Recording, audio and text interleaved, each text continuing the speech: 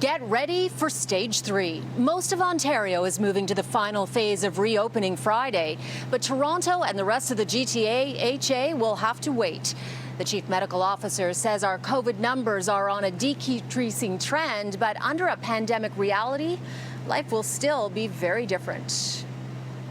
My friends, this is great news. We're moving forward as a province, but we can't stop. We won't stop until we get every person in Ontario, until we get every worker in Ontario back to work and back on their feet. Out of the 34 public health regions in the province, 24 will move to stage 3. The map shows the remaining 10: Toronto, Peel, York, Durham, Halton, Hamilton, Niagara, Haldimand, Norfolk, Lambton and Windsor-Essex, which has seen an outbreak among migrant farm workers. So what does stage 3 look like? Well, remember dining inside a restaurant? You'll be able to do that again and go to a bar, but with social distancing and no dancing. You can also go to your gym or a movie and get a facial. Concerts can be held as well as plays at the theatre. However, plexiglass will have to be placed between the audience and performers.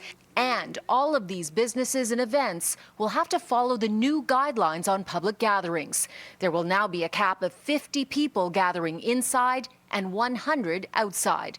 Social circles, people you can hug and be close with, remain capped at 10. We want to have a gradual movement of reopening the economy and reopening social connections as well, because we've seen what's happened in some other jurisdictions where it's pretty frightening, actually. What won't open yet? Amusement parks, buffets, overnight children's camps, saunas, and table games at casinos.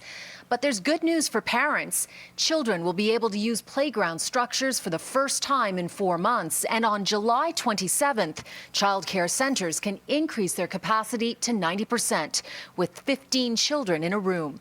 There's no firm plan yet, though, for the reopening of schools in September.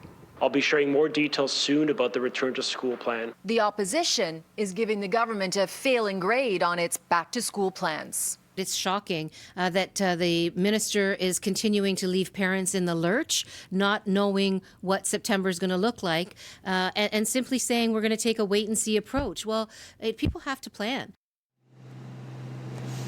The health minister says she believes Ontario will be in stage 3 for the foreseeable future. I did ask when families can go inside long-term care homes and look after their loved ones. It's a big issue for many. I'm told that is currently under discussion. And as for when Toronto and the remaining regions will move forward, the chief medical officer of health wants 4 weeks of data from the time they entered stage 2, which means we could just be maybe a week behind.